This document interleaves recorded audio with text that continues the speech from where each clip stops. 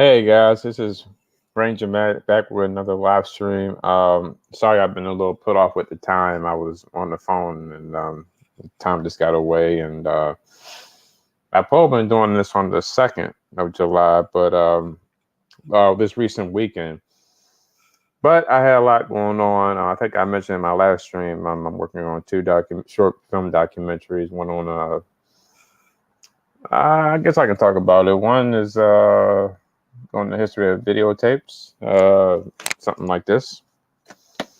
Well, not just blank tapes, but videotapes in general about the history, how they came out, what was going on at the time they came out, like how families were back in the day of the 50s and 60s and 70s, early 70s when they were just sharing one TV, and that's how they looked at movies and they went to see a movie.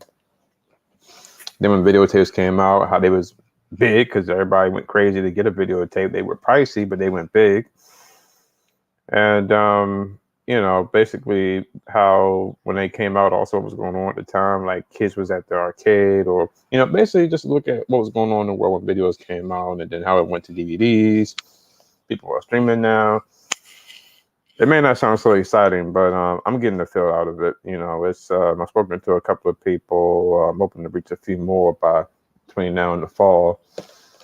I need to actually start editing my movies, work and everything. But that's one, and the other one I'm doing is on a children's television show. I won't say what name of it is yet, but it was a show that came on.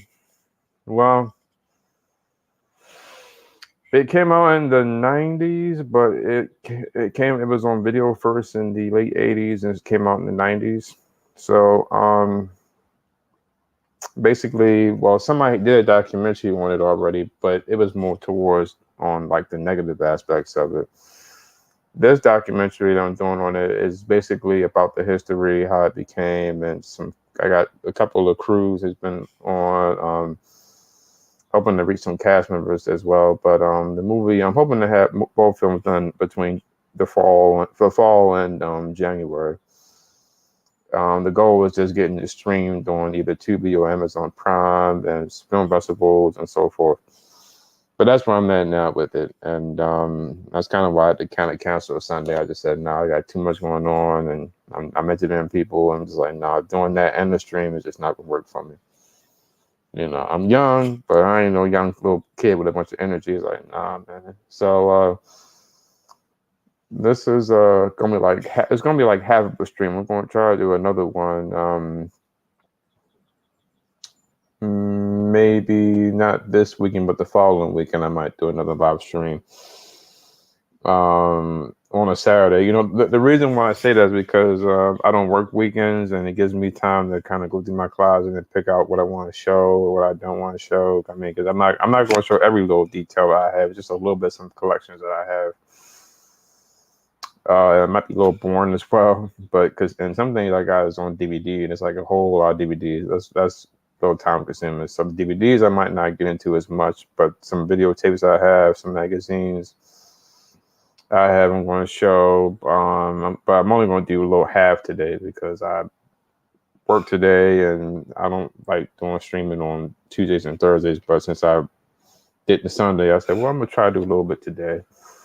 Make some time. I hope fans are watching or will be watching. But to get things started, the tape I'm holding here, this one, and I might go through some of this again the following weekend when I do this again. This tape is let me see if I can take this out. This is, well, it says Jesse Jackson on it. Wait a minute. It says Jesse Jackson, but it's not. This is a soap tape from January the 14th.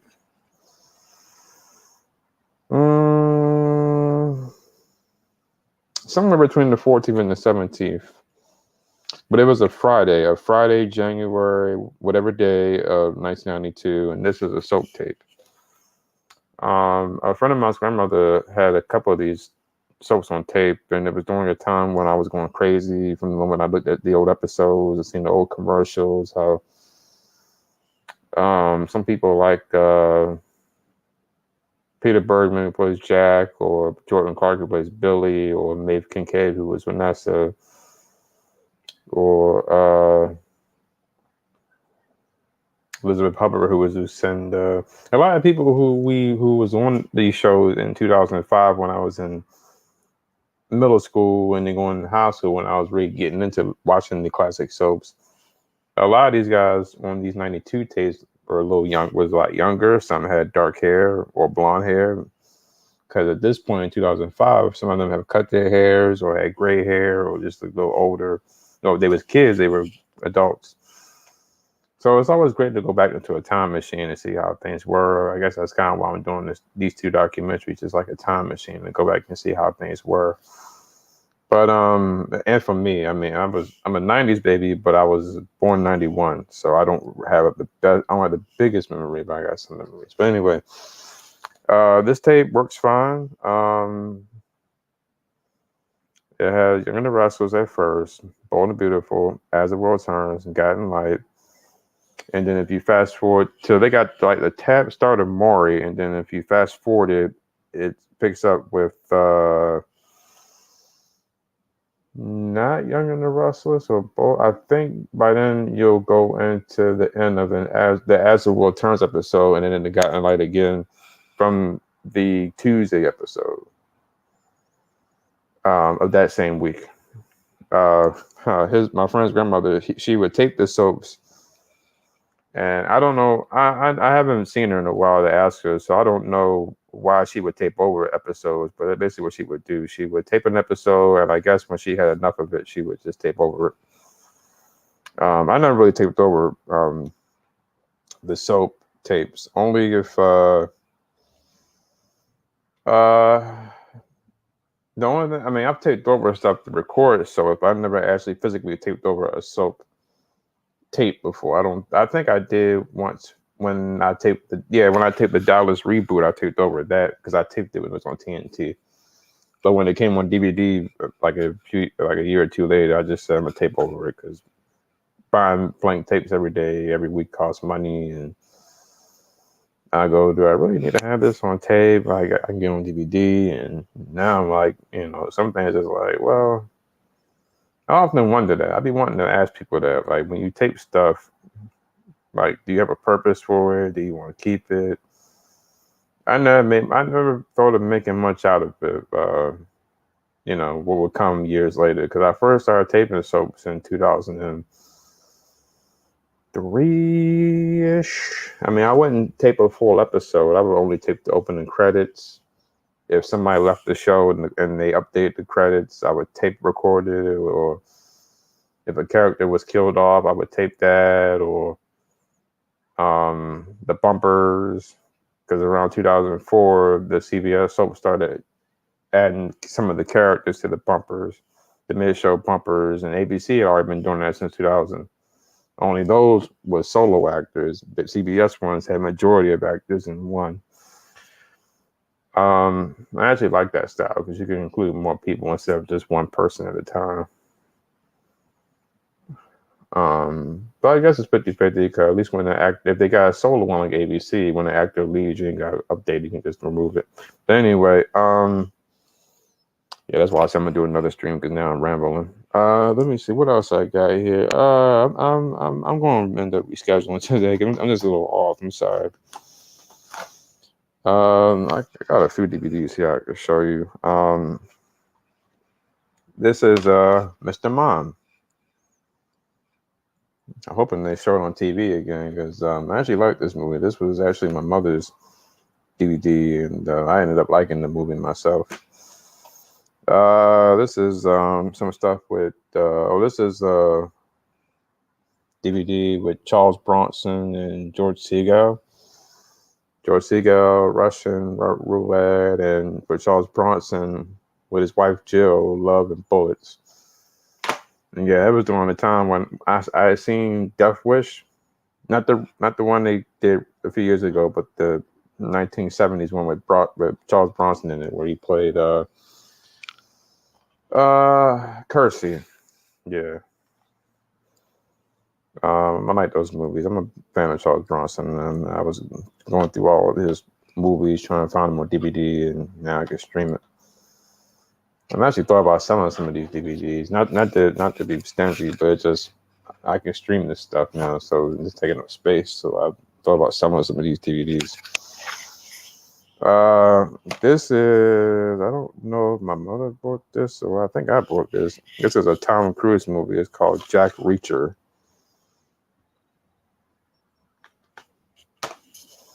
And I remember this one. I bought this in a place called Records and Tape Traders a few years ago. A few years ago, before they closed, it was on sale and it was used, but it works fine. This is the Halle Berry movie Kidnapped. Yeah, it was also during that time we didn't really have cable where we were staying at, so I bought a bunch of DVDs over the years. So we had cable, but it wasn't like what we got today, and I wasn't streaming, so I just bought a bunch of DVDs. This is Kiki's Delivery Service from Disney. This is the mid 2000s version. I got the 1999 DVD in my box over there. Not gonna get that. But yeah, this is I bought it, but the only thing I don't like about this new version of Kiki is that they kind of got it into a today's fandom. Like I don't know, it's some of it. A lot of the original songs and moments that was in the original 90s one, like I had the original 98 tape and I got the 99 2000 one that came out on DVD over there. And the difference between that one and this one is on this one, a lot of the original songs is out. They got random background music from Asia. It sounds all Korean, and I'm just like, they just updated the movie to the max, and I'm like, I don't know why they did that. They took out a lot of the heart and soul. Why I love the movie was because of the music. So I don't really particularly care for that version. This one is Blitz with Jason Statham.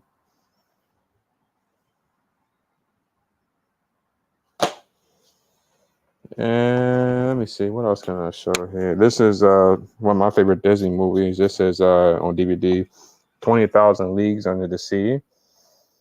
I don't remember what year I bought this. I remember I was in high school, but this was I think my mother was iffy about me watching the movie because of the octopus. But I watched it, in high school. I'm like, ain't nothing wrong with it. No, it's fine. Don't scare me. It's a good movie. It got good music. It's a good Disney film. It's kind of one of the first few, not the first live action, but one of the biggest live action films that Walt Disney did in 1954, shot in a CinemaScope. And it has like the making of the movie and a little clip with Walt Disney talking and Kirk Douglas and Peter Lorre. It's kind of weird seeing all of them on, because like that was in the 50s, and years later, a lot of them, like Kirk Douglas, who was the last one. A lot of them are gone. I got some soap magazines. I think after this, I'm gonna call it a wrap because I got some things I gotta do. I'm sorry that this seems so bad. Just that I'm really behind schedule. I was going to do this at 6:00, but then I had a phone call. I called a friend of mine for a favor, and that went on for a while. And I kept pushing the time for this, and I just said, no, I gotta do this more on a Saturday or Sunday when I got some time and I'm not off from work. But I might restart this whole thing again. But this is the first one I got is from November 24th, 1998. Sorry, hold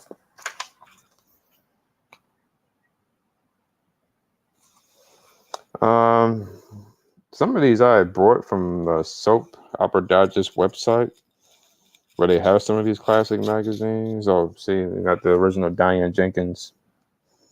Nothing against Susan Walters, but this was the first one. I actually, when I first started watching Young and the Restless, this actress who was Diane first, she was gone from the show at that point, and then Susan Walters came in as Diane, and kind of brought a different version to the character.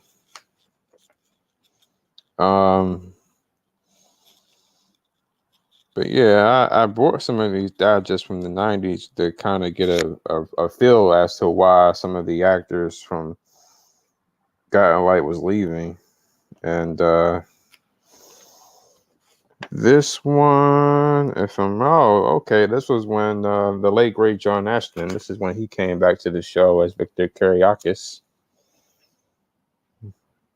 and Maurice Bernard was coming back as Sonny, and Lauren Fenmore was coming to Bold and the Beautiful. I see. Our boy Todd Manning, Roger Howard was leaving One Life to Live. I guess that's when they did the whole. He did the whole personality thing on the plane.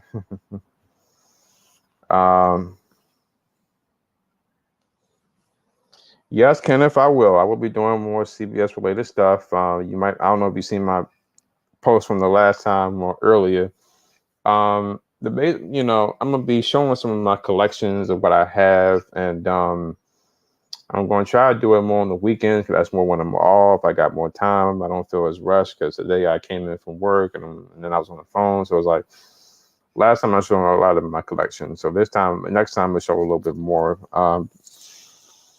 But yeah, Kenneth, I'm gonna keep doing more CBS related stuff. So just stay tuned. I mentioned earlier I'm going to do another live stream, not this Sunday, but the following Saturday or Sunday, the weekend of the 15th and 16th. I'll leave a notice, and I left a notice on Facebook, but I don't know if they've seen it. But which Guiding Light actress was lead actor or actress? There was a reason why I bought this magazine. Oh, yeah. Okay, that's right. This is when for Guiding Light members who may not remember this, y'all remember Griffin Williams, who was Marcus Williams' father. His name was Jeffrey Ewan in real life. He was on it for only 3 years. Me personally, I mean, I didn't watch the show at that time, but I mean, I thought it was great that this show had on African Americans on the show, but they didn't really write too well for the character of Griffin and Marcus. It's like they were on, and then by '97, they kind of just disappeared in the background. It became centered around Philip, Reba, and Josh, and they brought Harley back. But yeah, this is him sounding off about his exit and him talking about how they don't really write well for African Americans, and he was talking like I was saying about Kevin Mambo, and him saying who they can't write a good story for, the powers to be. But anyway, that was just him sounding off, and I think that's why I bought this magazine, because I wanted to know if there was an article about his exit. This one is from this December 15th, 98. This one was talking about the exits, the departures of Dinah and Hart, Frank Grillo and Wendy Moniz. And Sonny was coming back, and I think Frankie on Another World was coming back as the ghost, and Patrick and Marty was out. But yeah, this is from '98. It's amazing how many soap operas was on at that time.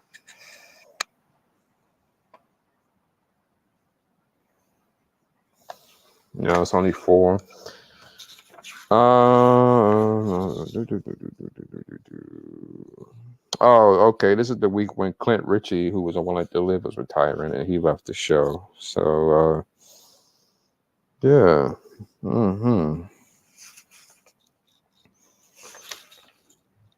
Yeah, let me see. Oh, okay. And this is the interview for Guiding Light fans. This is with Jenna when she was leaving the show.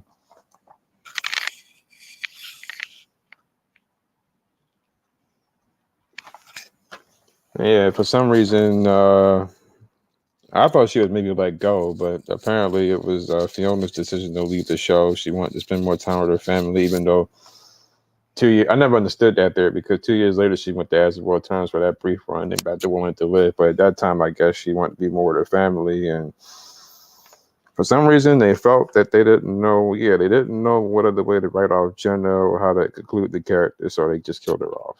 I thought that was kind of strange. It's like you could have she left town before. Why not let her leave town? Because she was a good match for Buzz. There was always a tie between Jenna and Nadine.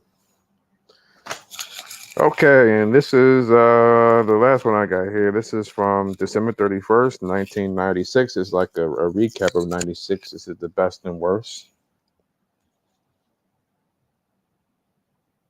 And of course, for those who know, that's when Nick and Sharon got married. Grant Alexander Phillip came back that year. Todd Manning came back to Wanted to Live. Noah and Julia had departed. All My Children. Yeah, it shows you how old this stuff is. You know, all the pictures is in black and white, but that's Ron Rings, Alan Spalding. That's when he was in the hospital. That was during the whole that whole Phillip storyline thing, the whole A. Spalding thing, and Michael Dietz was Alan Michael. I wonder how much this stuff would go on eBay if I were to sell one of these one day. And this was this was showing for listener Zori fans, Nick. This is when he was returning to the show briefly. This was in December. Dylan was coming back as well, and Nick's wife Susan was coming back. And yep, same magazine. So this was also talking about the departure of Sarah on As the World Turns, and Paul, who was the guy who was playing Paul Ryan at the time. They both was let go, and Michael Dietz, who is Alan Michael, he was let go. But I guess it was no surprise since a lot of people thought he couldn't replace Rick Hurst too well. But I think he was a good actor. I guess it was just a typecast. But he did what he could do for the role. And this was also talking about when the actress playing Lucy was talking about when her contract was up, she was not going to renew it. So they was going to let Alan Michael and Lucy ride off into the sunset. Only to bring him back in 2005 and break him up. I didn't like that. Do I have anything else in here I can show? Yeah, okay, this is another one I got. I don't remember when I bought this one. Excuse me. Pardon me. This is from September the 10th, 1996. It's a fall preview. What was coming on the shows at the time? Look at this. Look at that. My boy Sonny and Jasper Jackson, Brenda and Nick and Sharon and Austin, Sammy, Carrie on Days. Actually, during a time when it wasn't the whole show trying to get on Sonny, that's kind of one of the reasons why I took a step back from General Hospital. I didn't like the whole Sonny Michael storyline with Dex, and now it's like every 5 minutes somebody's trying to come up to Sonny and everybody either liking them or hating them. I don't know what they're doing with Jews. I kind of had to take a step back from the show for a minute. It just got too much for me. But yeah, this is this is the week when Nathan on the Wrestlers. This is when the original Nathan Hastings died, when he was hit by the car. I guess he was let go. The storyline took its toll. What else we got going on here? Oh, Jordan Clark as Billy was coming back to the show. Okay. Yeah, it's a couple of things here. But anyway, I'm going to conclude on this one. God, I had way low ratings that week. Ooh, that's crazy. Guidelines ratings was really, really low. If it wasn't for the city, it would have been number one in the lowest ratings. One of the livers that beat it. But anyway, and the Dallas reboot movie JR Returns was coming on that night, that weekend. Yeah, it's a couple of things in here, but I'm not going to keep going. I'm actually going to stop here because I got some things I got to do and take care of. Thanks again for those who have watched today. It's been fun. Just for the heck of it, for a quick second, let me take care of some things. So, like last time, it's going to be a brief intermission.